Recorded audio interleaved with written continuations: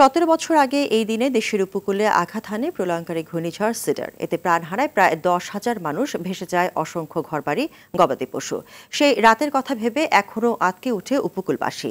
তাদের অভিযোগ, এতদিনেও হয়নি টেকসই বেড়িবাঁধের স্বপ্ন পূরণ ও ক্ষতিগ্রস্তদের যথাযথ পুনর্বাসন। বরগুনার পাথরঘাটা থেকে তাওহিদুল ইসলাম শুভ ও পটুয়াখালী থেকে মুফতি সালাউদ্দিনের সহায়তায় বিস্তারিত জানাচ্ছেন সায়েদ মাহমুদ।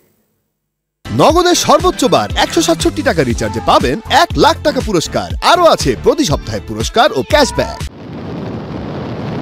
দুদিন ধরেই বৃষ্টি হচ্ছিল। সন্ধ্যার পর হঠাৎ বেড়ে যায় বাতাসের গতিবেগ। উপকূলীয় জনপদের ছোট্ট শিশুরা তখন মায়ের কোল ঘেঁষতে থাকে, কিন্তু কিছুক্ষণের মধ্যে ঘন্টায় 260 কিলোমিটারের দমকা হাওয়া সেই আশ্রয়স্থলটুকুও কেড়ে নেয়। 15 থেকে 20 ফুট উচ্চতার জলোচ্ছ্বাসে ছোট্ট শিশু, মা বাবা, গবাদি পশু, ঘরবাড়ি সবই ভেসে যায়। সরকারি তথ্য অনুযায়ী 1960 থেকে 2020 সাল পর্যন্ত দেশে মোট 35টি বড় ঘূর্ণিঝড় বা সাইক্লোনের হদিস পাওয়া যায়। এর মধ্যে সবচেয়ে মারাত্মক 5টি ঘূর্ণিঝড়ের একটি ছিল 2007 সালের 15ই নভেম্বরের সেই সিডর। তুফানের মতোই আসছে একদম এই রাস্তার পূব সাইড যা ছিল সব ঘর দরজা, মানুষও মারা গেছে অনেক। আমরা তো ভোরে অনেক লাশ পাইছি, ওগুলো আবার তাপন করা হয়েছে। আর শুরুতে আমার ঘর তো নিয়ে গেছে একালে পুষ্করণীর ভিতরে ফেলাইছে আলাইয়া। রেড ক্রিসেন্টের তথ্য অনুযায়ী সিডরের সবচেয়ে ক্ষতিগ্রস্ত বরগুনা ও বাগেরহাট সহ উপকূলীয় বিভিন্ন জেলায় প্রাণ হারায় 10,000 মানুষ। উপকূলবাসী জানায়, ক্ষতিগ্রস্ত অনেকেরই দিন কাটছে অভাব অনটনে। আমরা তো সরকারি অনুদান কিছুই পাই না, যাতে আমাকে একটু সরকারি অনুদান দিতে তো আমরা পোষাই থাকিয়া যাইতে পারতাম না। খুব কষ্টের ভিতরে দিন কাটাই।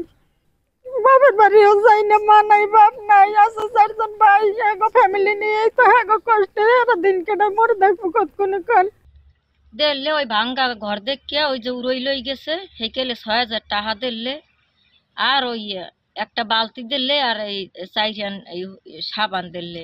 কয়টা টিউনোর কাছে টিউনো বলছে যে এটা চেয়ারম্যানের কাছে, এইরকম দৌড়দৌড়ি করছি, তারপর আর যাইনি। কিন্তু ক্ষয়ক্ষতি হয়েছে, বাড়িঘর সবই, মানে ঘরের মাটির পর্যন্ত পাই নাই, সবই গেছে। তাদের অভিযোগ, সিডরের 17 বছরেও বরগুনার পাথরঘাটার পদ্মাগ্রাম, জিমতলা, পটুয়াখালীর পায়রা নদী উপকূলের মির্জাপুর সহ উপকূলীয় বিভিন্ন জেলায় টেকসই বাঁধ নির্মাণ করা হয়নি। এসব কারণে ছোট ঘূর্ণিঝড়েও ভুগতে হয়েছে।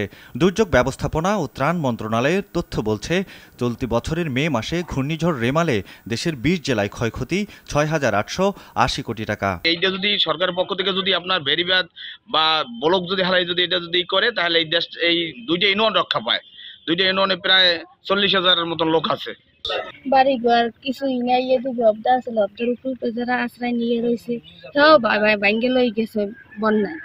ভাঙ্গে নেওয়ার পরে আশ্রয় কেন্দ্রে নিয়ে আসে, কি করবে, অসহায় লইয়ে বুড়োগড়া লইয়ে কি করবে কিনা। পর্যাপ্ত বরাদ্দ পেলে টেকসই বাঁধ নির্মাণ ও ক্ষতিগ্রস্তদের সহায়তা প্রদানের আশ্বাস দেয় সংশ্লিষ্ট প্রশাসন।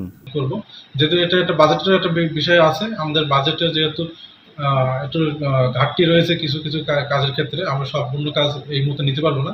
কিন্তু যেগুলো বেশি গুরুত্বপূর্ণ, যেগুলো বেশি ঝুঁকিপূর্ণ, সেগুলো আমরা ঘূর্ণিঝড় আসলেই তার আগে আমরা এগুলো কাজ হাতে নিব।